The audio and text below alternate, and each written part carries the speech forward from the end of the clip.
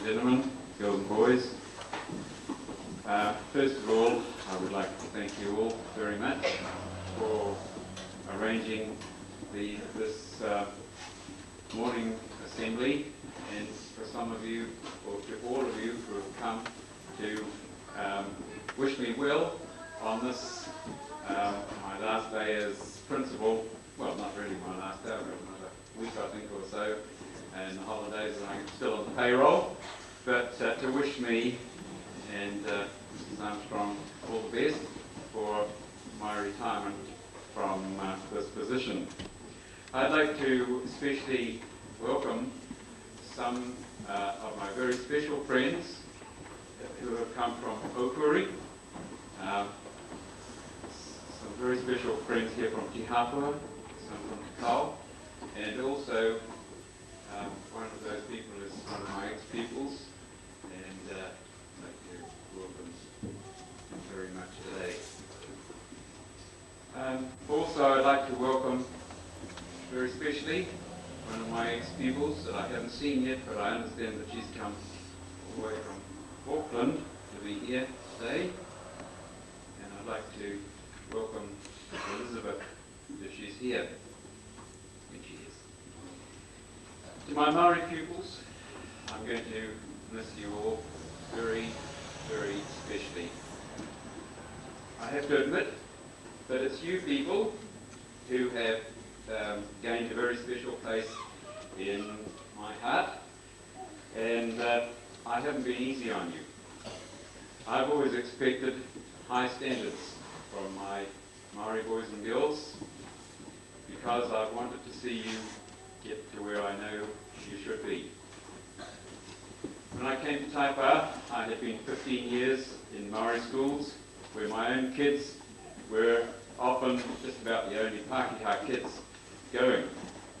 I remember Catherine, my oldest daughter, she got into a scrap with some kids once, and they called her a Pākehā something or other, and she came to me and she said, "Dad, we're not Pākehās, are we?" And I had a lot of trouble telling her, well, yes, we are Pākehās, but it doesn't matter. So we worked for a long time in schools among Maori boys and girls and Maori communities, and that was where I probably got my greatest sense of satisfaction, because of the love and aroha that I got always from those people in those schools. And I know, I would just like to have a little skite here and say that in one school where I worked for 6 years, it was started off as a 3-teacher school, and at that time people were moving off to the city. Yeah, probably it wasn't my fault, but the city is a bit smaller. But during those 6 years, there were 17 of my pupils who got Maori scholarships. And that was in the days when they really had to work hard for them, and it was decided on an examination.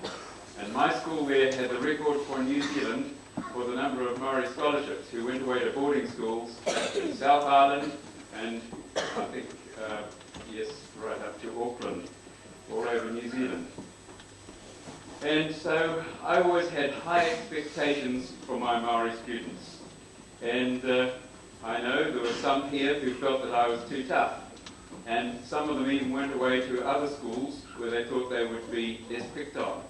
But the reason why I picked on those students was because I knew that they had it in them to rise to the top, to do well. And that's what I've always wanted for my Maori students. I worked at Takao for 9 years, and during that time I was able to see the students there with good school certificate pass rates, and those boys and girls up there never had trouble getting a job in trades or professions, because they had high standards and they worked hard and they were really good people. And I feel sad, and in fact I feel angry when I hear it said that the present education system is too hard, too difficult, or not geared for our Maori children, because I know that isn't quite right. I think of the story that I read the other day of a boy from Vietnam who came out here in the last couple of years. He couldn't speak any English, and by the end of that year, he sat school certificate, and he passed in the 90s. Now, I know that boy must have had a lot of pressure on him from his parents to succeed, and he must have had a brain miles better than mine, and miles better than anybody in this hall, I'm sure. But still, it shows that he was able to do it, and I'm sure he didn't just do it with his brain. He did it because he knew what he wanted, and he really worked hard to get there. And that's what I want to see our people do in New Zealand, because we just need to think of the boys and girls in China, 800 million of them working twice as hard as any of our people in New Zealand in school, and the people in Japan working twice as hard as we ever work, and they're working to compete against us in the world. And New Zealand used to be a little country that was isolated, but it isn't that way anymore. We're going to be competing with those people. And if we don't educate all our people, and that's our Maori, as well as our Pākehā people, in other words, all our Kiwis, and give them an education system and make them learn to read and write, and push them, well, we're going to be way down in the States, and our standard of living for our people is going to be sad in the future. And those people who are working hard at school in those other countries are going to be the ones who get all the good things in life.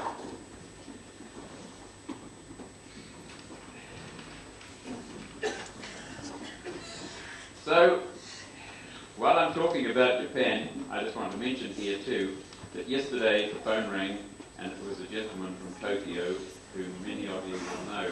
Mr. Horoba, he rang to wish me good luck for my retirement. Unfortunately, I wasn't here. I was out at the moment, and they had to take a message. But he wished me good luck, and also he wanted to send his love to all the boys and girls that he knew when he was teaching here. Was it last year or the year before? But anyway, he thinks of you all very much, and all the people in this community who were so kind to him, and he hopes to be back in New Zealand next year. So I'm sure we'll all be very pleased and looking forward to seeing him back here again. So having said that, I just want to say to my Maori people, my Maori boys and girls, you have a very special place with me. If ever I can do anything to help any of you, just because I'm not the principal any longer, I would like to hear from you and help you. And I don't really think I'm burnt out yet by a long way. I've still got quite a bit of energy in here, and I hope that before I come to the end of my time, I will be able to come back and do something to help some of you in some way. I don't know whether it be perhaps taking a class somewhere or doing something. But I hope that you'll always realise that I'm a friend, and if I can help you in any way, I'm there. Do look me up. Thank you very much indeed for that presentation. It'll be very much treasured.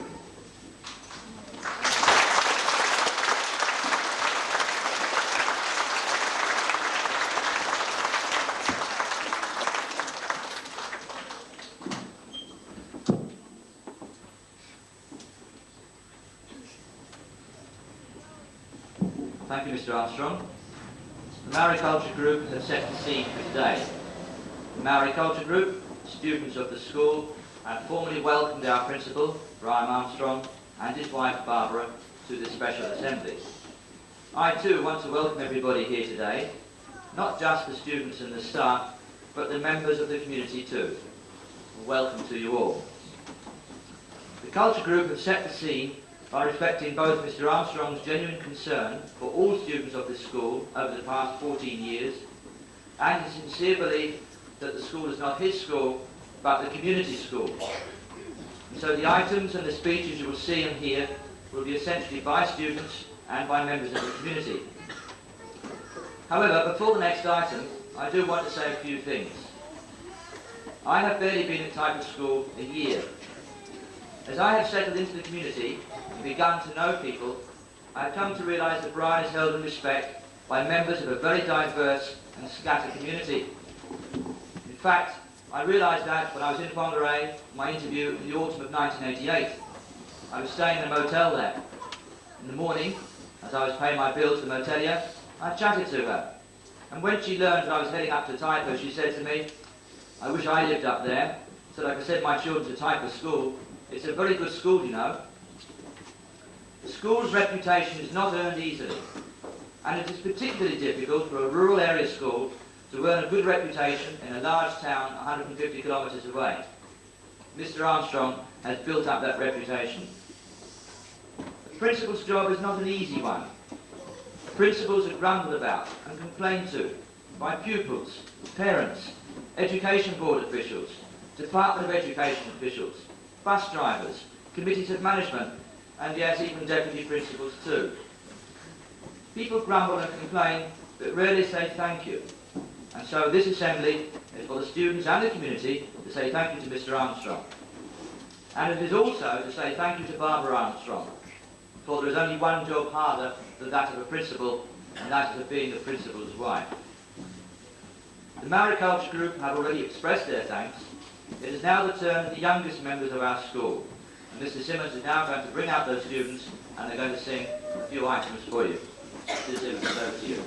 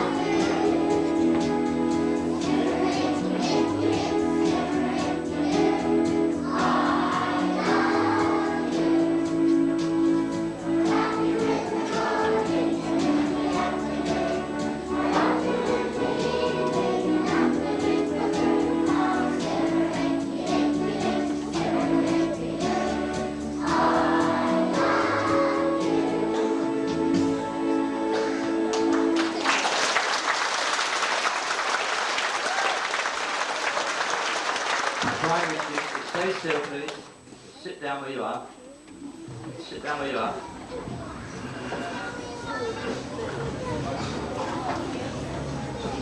Because I know now there are two students, Raquel and Kate, who've got something to bring up on the stage. Raquel and Kate, come up please.